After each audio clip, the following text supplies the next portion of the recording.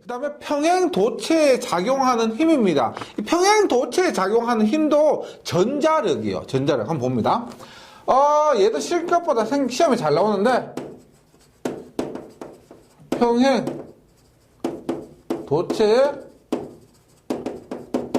작용하는 힘인데, 여기서도 앞에와 똑같습니다. 전자력이에요. 그래서 방향과 크기가 있습니다. 방향과 크기 모두 기억을 해주시기 바랍니다. 보세요. 일단 방향인데 방향에는 두 가지가 있습니다. 보세요. 평행도체에 작용하는 힘이요. 그러면 이렇게 전류가 평행하게 나간다는 건데요. 지금 같은 방향이 있어요. 전류가 같은 방향으로 흐를 경우가 있겠고, 또 어떻게? 반대 방향이 있을 겁니다. 반대 방향이요. 한번 봅니다. 결과 외우시면 돼요. 일단 이 경우에는 앙페르의 오론나사 법칙을 적용합니다. 보세요. 지금 전류가 위로 가죠. 그러면 엄지손가락이 전류 방향입니다. 이렇게 갑니다. 보세요. 지금 전류가 위로 가니까 자개의 방향은 이렇게 됩니다. 맞죠? 그 다음에 얘는 어떻게, 전류가 이렇게 그러니까 자개 방향은 이쪽에서 이렇게 됩니다. 즉 보세요. 얘가 만약에 3개가 있고요. 여기가 2개라고 합니다. 그러면 가운데는 어떻게 될까요? 들어가는 거 3개, 나오는 거 2개가 돼요. 그러면 상쇄되고 결론은 어떻게 된다? 다 상쇄되고 들어가는 거 1개만 남는 겁니다. 맞죠? 그러면 이럴 경우에 가운데는 1개밖에 없고요. 양 사이드에는 뭐 3개, 2개씩 있는 거예요. 그러면 가운데가 자개가 이렇게 약해지는 겁니다. 맞죠? 약해지기 때문에 어떻게 여기서는 흡입력이 발생하는 겁니다. 양 사이드에는 3개, 2개가 이렇게 있는데 우리가 자기력선의 성질은 어떻게 서로 압축하려고 하는 성질이 있다고 했습니다. 3개, 2개고 가운데는 하나밖에 없기 때문에 여기에서는 뭐 같은 방향 흡입력이 돼요. 같은 방향 흡입력. 그 다음에 여기를 한번 봅니다. 위로 가요. 앙페르 오론나사 법칙에 의해서 이렇게 가요. 여기 아래로 갑니다. 이렇게 가요. 어떻게? 이렇게 가죠. 3개, 2개라고 하면 어떻게 해요? 여기는 같은 방향이요. 하나, 둘, 셋, 넷, 5개가 되는 거예요. 그러면 양쪽에는 3개, 2개인데 가운데는 5개의 자기력선이 있다는 겁니다. 그럼 어떻게 돼요? 가운데가 많으니까 여기에서는 서로 밀어내는 뭐다? 여기는 반대 방향 반발력이 돼요. 그래서 그림으로 혹은 명칭으로 반드시 기억해 주셔야 되는 게 평행도체, 다른 거 아니에요. 평행도체에서 같은 방향 흡입력, 반대 방향 반발력, 반반이에요. 반반, 뭐 치킨 반반 이렇게 외우셔도 되고, 반대 방향 반발력 이렇게 외우시면 되겠습니다. 그러면 같은 방향 흡입력 어렵지 않게 외울 수가 있습니다. 따라서 평행도체 작용하는 힘의 방향은 뭐다? 반반 외우시면 돼요. 반대 방향 반발력, 같은 방향 흡입력이 되는 겁니다. 흡입력, 흡입력이 아니라 흡입력이에요. 흡입력. 그 다음에 크기를 한번 보겠습니다. 크기를 보세요. 두 도선 사이에 작용하는 힘은 앞에서 잠시 언급했는데, 저번 시간에 잠시 언급했는데, 크기를 한번 볼게요. 크기는 보세요. 지금 여기 IA의 전류가 흘러요. IB의 전류가 흐릅니다. 그러면 전류에 의해서 여기 자기장이 형성이 됩니다. 자기의 세계가 있습니다. 그럼 보세요. 자계, 요놈에 의해서 자계가 발생됩니다. 자계에 의해서 전류가 받는 힘이니까 저번 시간에 한 전자력이 됩니다. 자계에 의한 전류가 되죠. 그러면 봅니다. 우리가 전자력 F는 얼마? F는 뭐? BI A라 그랬죠. F는 BIL입니다. 한번 볼게요. 그러면 이 부분을 본다고 하면, 이 부분을 본다고 하면은 여기에 BIL입니다. 그러면 이 B는 뭐다? 여기 H죠. 이 H는 얼마예요? IA에 의해서 발생된 H가 됩니다. 맞죠? 따라서 B는 얼마예요? UH죠. UHIL. 그런데 H는 뭐예요? IA에 의해 발생된 H니까 H는 얼마다? 우리가 무한 직선 전류에 의한 자기의 얼마요? 2파이 R분의 I인데 여기서 이 I가 뭐예요? 여기서 이 I는 IA가 됩니다. 맞죠? IA고 그 다음에 그놈에서 이 I는 뭐예요? IB가 되죠. BL이 됩니다. 뉴턴 이렇게 되는 거죠. 예. 그러면 봅니다. 2파이 R분의 U 곱하기 IA, IB인데 U는 공기 중이라고 봅니다. 그럼 얼마요? 2파이 R분의 거리 R분의 거리 이거 R이죠. 예. R분의 U는 4파이 곱하기 15의 마이너스 7승 곱하기 IA, IB, L입니다. 그러면 요거 없이 어떻게 되나 보세요. 2파이, 4파이 하면 얼마요? R분의 2. 보세요. 10의 마이너스 1 뒤로 보내요.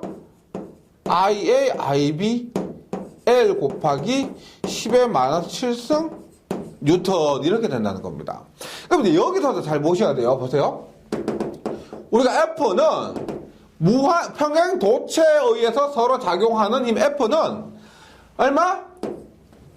R분의 거리 R분의 2배 IA, IB 곱하기 L 10의 마이너스 7승 뉴턴인데 우리가 무한 직선 전류 이럴 때는 길이가 굉장히 무한일 때는 단위 길이당으로 얘기를 많이 합니다. 너무 기니까 그 전체 힘은 무한대가 되는 거예요. 너무 길면은. 그러니까 예를 들어서 뭐 당진 화력발전소에서 서울까지 전기를 보내는데 길이가 너무 길지 않으면 전체 힘을 하면 어마무시하다는 겁니다. 전체 힘은 너무 크기 때문에 보세요.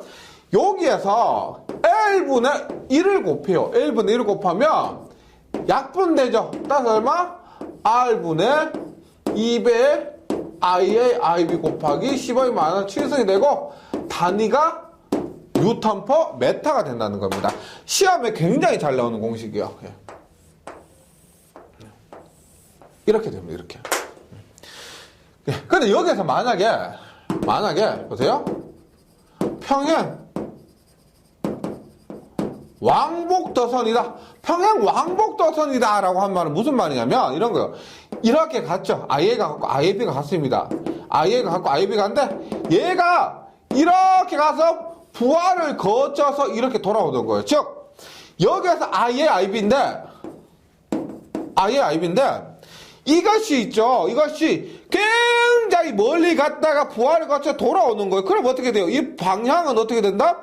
돌아오는 거죠. 반대가 됩니다. 평행 왕복도선이라 왕복한다는 것은 갔다가 온다는 거예요. 그러면 우리가 키르호프의 법칙에 의해서 IA가 갔다가 오니까 이놈도 IA죠. 맞죠? 그 다음에 방향은 반대가 됩니다. 따라서 이때 힘은 얼마냐? R분의 2배 IAIB인데 IA나 IB가 똑같은 전류입니다. 그래서 I의 제곱이 돼요.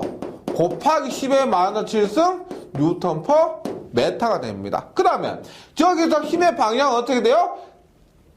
뭐다? IA와 IB가 반대 방향이 되죠. 반대 방향이니까 반발력이 돼요. 반대 방향이니까 반발력. 이렇게 기억을 해주시기 바랍니다. 이렇게요. 그러니까 다시 요 공식이 있죠. 보세요. F는 원래 처음 공식이 어떻게 나오냐면 이 공식이 어디서 나오냐 보세요. 처음에 2파이 R 분의 얼마? U I. 만약에 평행이라고 하면 UI의 제곱이겠죠. UI의 제곱에서 얼마?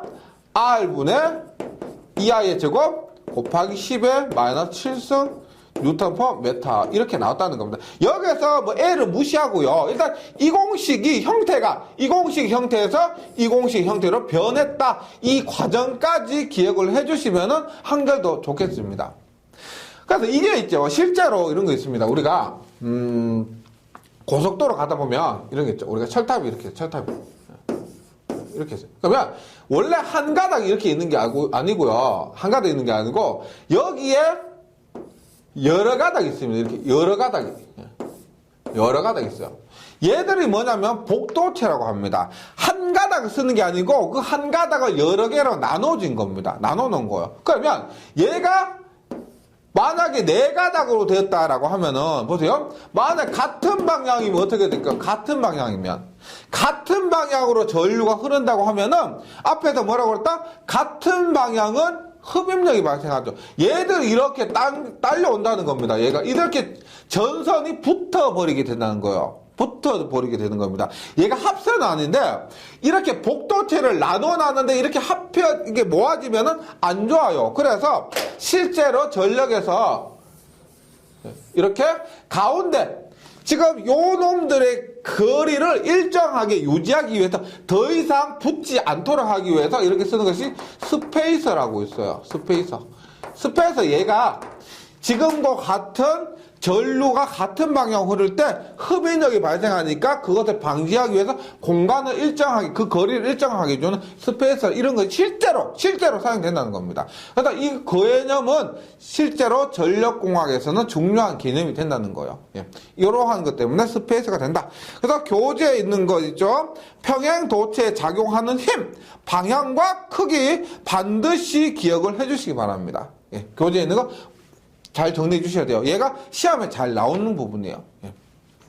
특히나 제가 그 노란색 분필로 있죠. 공식 이렇게 딱 표시하는 부분 있죠. 그 놈은 반드시 외워주셔야 돼요. 예. 그 다음에 막대 자석에 작용하는 회전력인데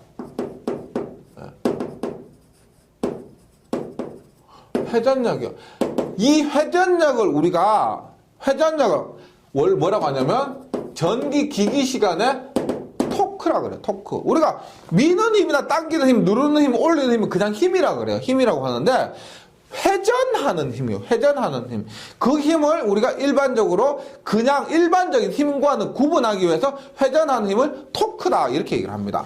그 다음에 토크는 단위가 뉴턴 메타. 당연히 여기에서는 얘는 전동기에서 힘을 얘기할 때, 전동기에서 힘을 얘기할 때 회전력, 이 토크가 굉장히 중요한 요소가 된다는 겁니다. 그럼 보세요. 막대 자석에 작용하는 회전력이요. 보세요. 우리가 앞에 한 것과 비슷해요. N극과 S극이 이렇게 있습니다. M극과 S극. 그럼 N극과 S극에 의해서 이렇게 자개가 발생할 겁니다. 자개 뭐?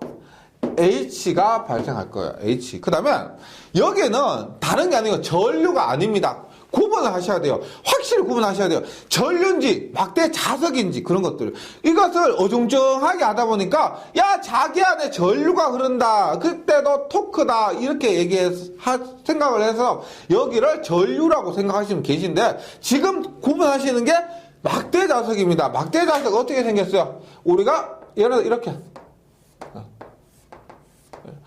N극과 S극. 그러니까 자석 안에 자석이 있는 경우입니다. 자석 안에 자석. 자석 안에 자석이 있으면 어떻게 되냐면 자석 놓고 여기 가운데를 딱 잡으면 뺑글뺑글 돌아요. 그게 뭐야? 도는 힘? 토크라는 거야. 토크. 그러면 우리가 6장에서요. 처음에 했죠. 자기 쌍극자 모멘트. 자기 쌍극자 모멘트 뭐다?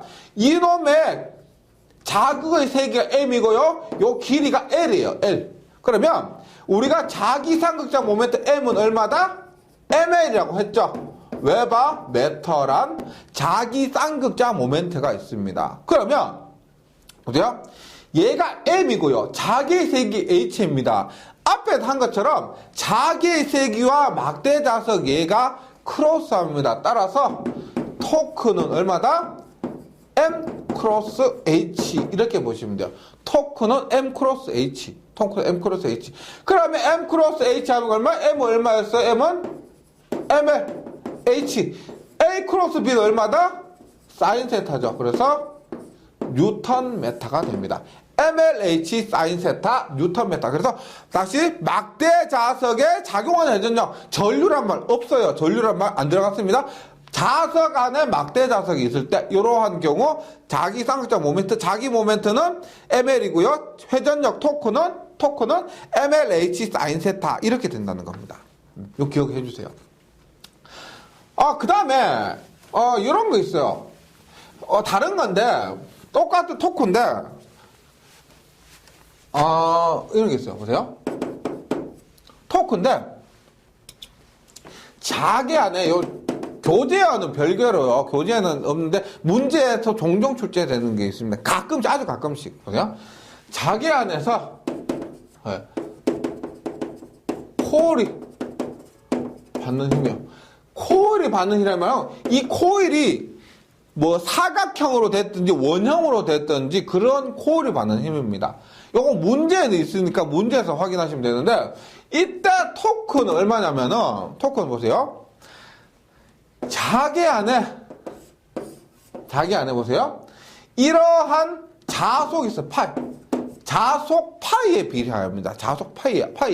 그 다음에 권수 n에 비례합니다. 몇 번, 코일이니까 몇 번 관계에 있느냐, 그 코일에 권수 n에 비례하고요. 그 다음에 이런 거 있어요. 여기가 자기 안에서 코일이 받는 힘이니까 코일에는 전류가 당연히 흐르겠죠. 당연히 전류에도 비례합니다. 전류에도 비례해. 그 다음에 이것과 자기와 코일이 그 사이에 각도가 있습니다. 그 각도가 얼마? 코사인 세타에 비례한다는 거예요. 코사인 세타에 비례합니다.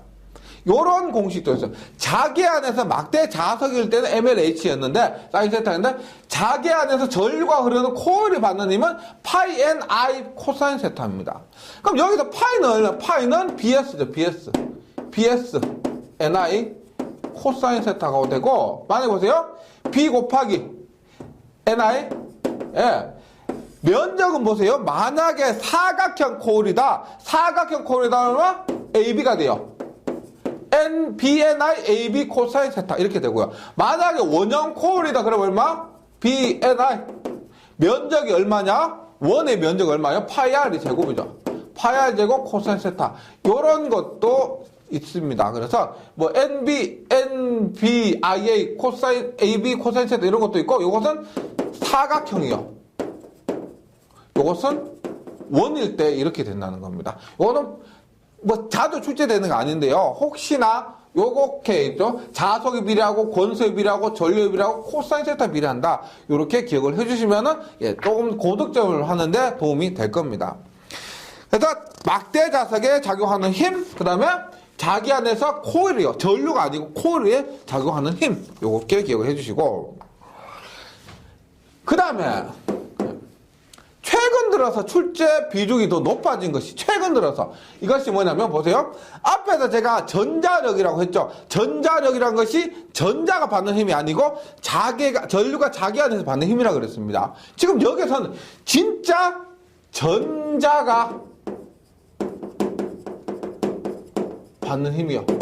이것을 우리가 전자가 받는 힘이라고 해서 전자력이 아니에요. 요 놈은 우리가 로렌츠의 힘이라고 그래요. 네, 로렌츠의 힘이라고 그럽니다. 그럼 보세요. 로렌츠의 힘은 전자가 뭐예요? 전자는 E라는 겁니다. E라는 거예요. 보세요. 만약에 지금 얘가 자개 H가 이렇게 들어간다고 할게요. 자개가 H가 들어간다.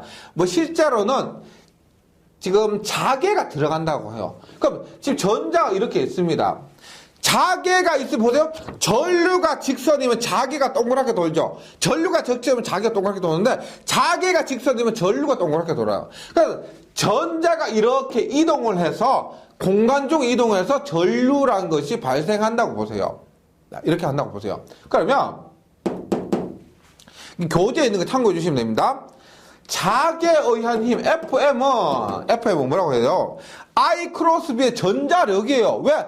자개에 의해서 전류가 받는 힘이니까. 예, 그럼 보세요. I 크로스 B L입니다. 그러면 보세요. IB의 사인 세타인데, 얘하고 얘는 항상 수직이라 보고요. 사인 세타는 무시합니다. 그래서 자개가 받는 힘 얼마? IBL이에요. IBL인데, 전류는 얼마예요? 전류는 시간분의 전기량이죠. 전기량이니까 전자요.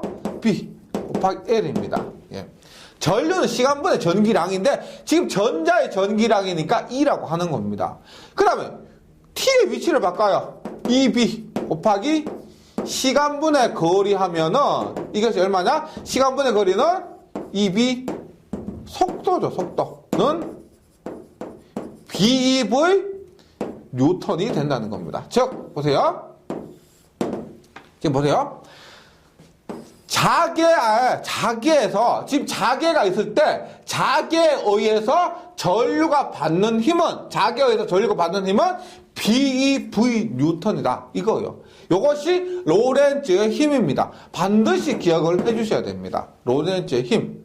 그거 보세요. 그리고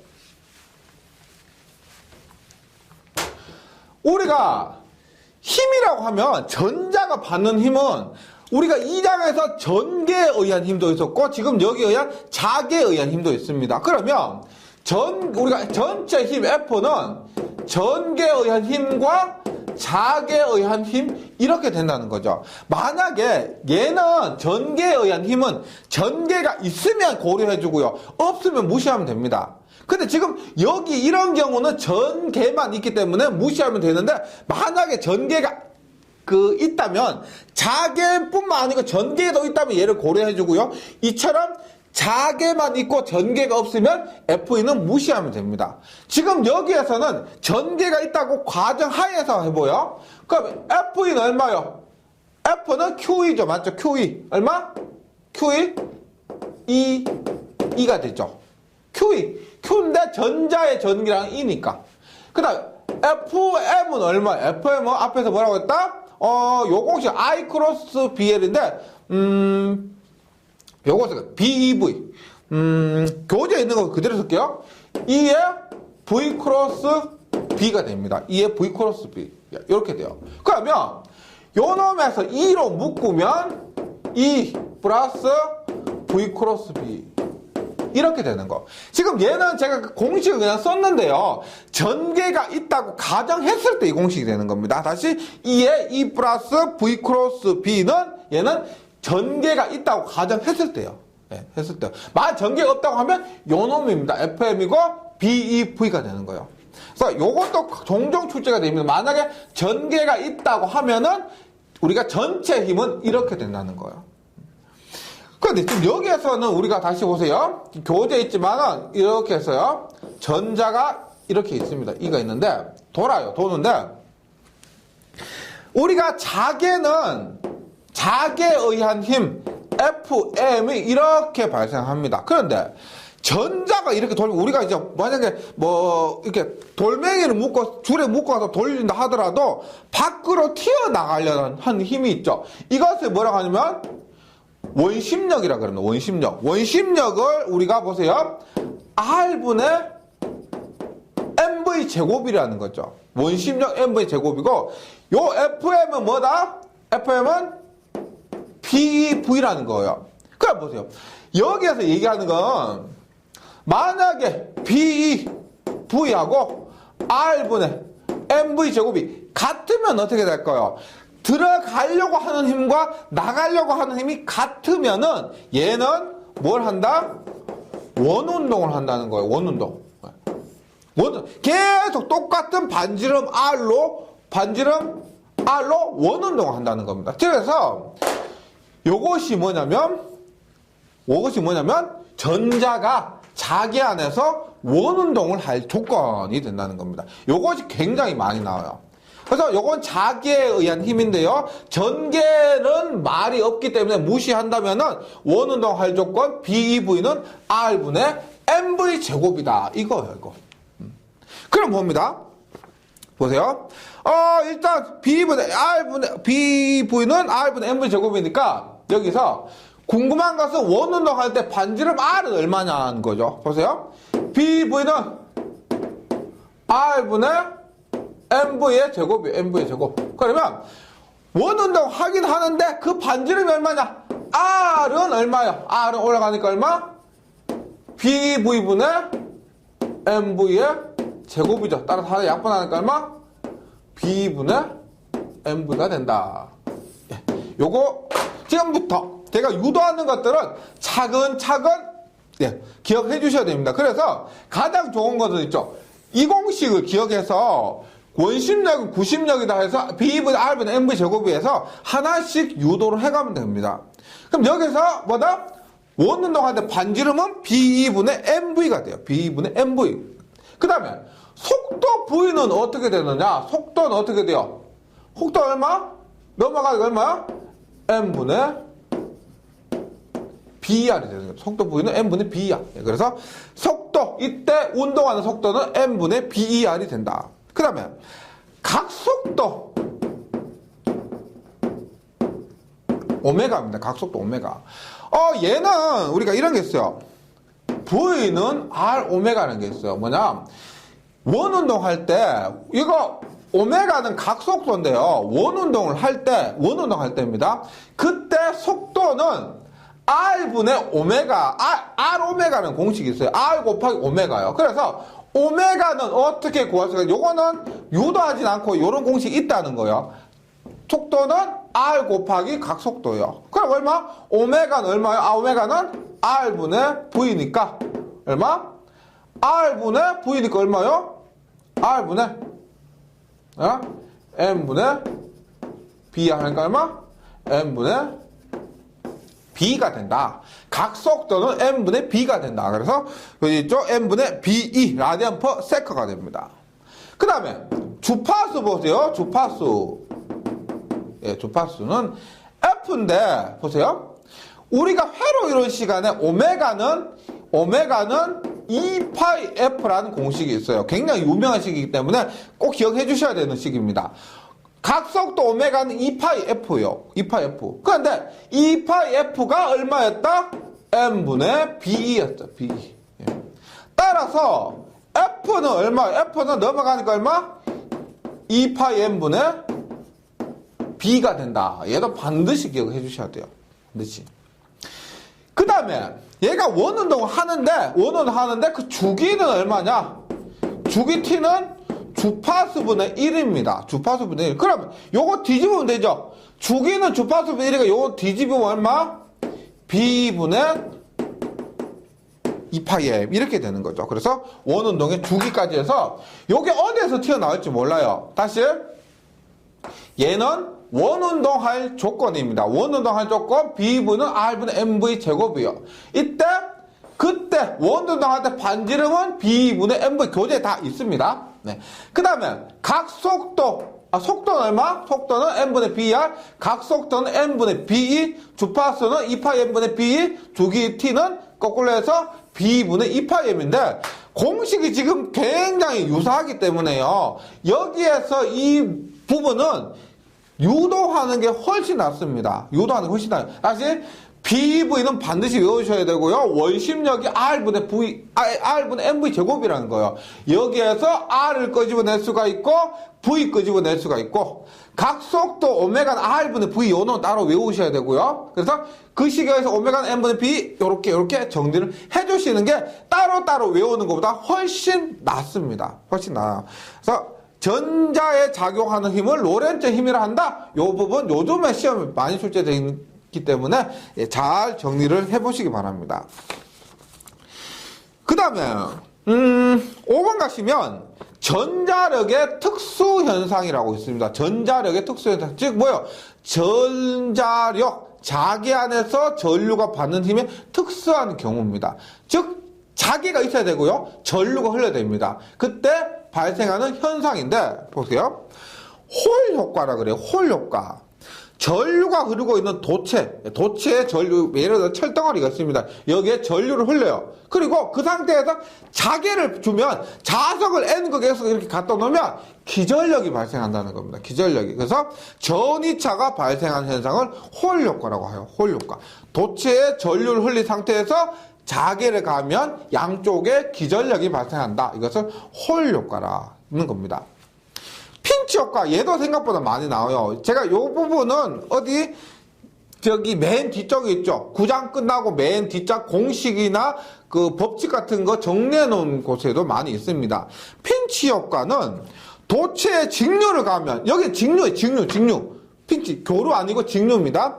전류와 수직 방향으로 원형 자기가 생겨서 전류에 구심력이 작용해서 도체 단면이 수축하면서 도체가 수축한다는 겁니다. 우리가 보세요.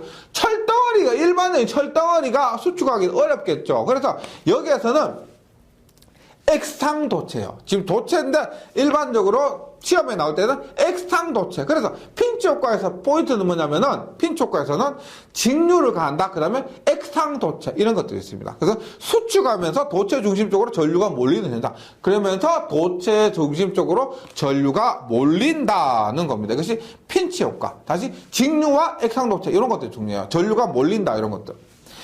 스트레치 효과는 보세요. 교재에 있는 것처럼 전류가 흐르기 전에 이렇게 사각형 코일에 전류를 가했습니다. 그런데 전자력에 의해서 서로 밀어내는 힘이 발생해요. 밀어내는 힘이 발생해서 사각형 코일인데 동그래지는 겁니다. 그래서 보면 자유로이 굽을 수 있는 적사각형 도선에 전류를 흘리면 평행 도선의 전류가 반대로 도선 상호간에 반발력이 작용하기 때문에 원의 형태를 이루게 되는 현상. 원의 형태를 이루게 된다. 이것이 스트레치 효과입니다. 스트레치 효과, 네모나던 코일이 동그랗게 된다. 이게 스트레치 효과입니다. 그래서 포인트를 잘 기억을 해주셔야 돼요.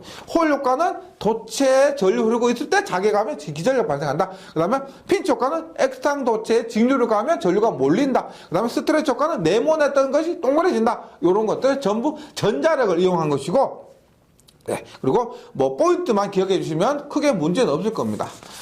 예, 그래서 지금까지 6장 정자계를 했는데요. 6장 전자계가 지금 4시간을 동안 했습니다. 그 이유는 뭐냐면, 뭐, 가장 큰 것이 시험에 많이 나온다. 이것이 시험에 많이 나온 것이 가장 큰 이유고요. 그 다음에 정전계와는 다르게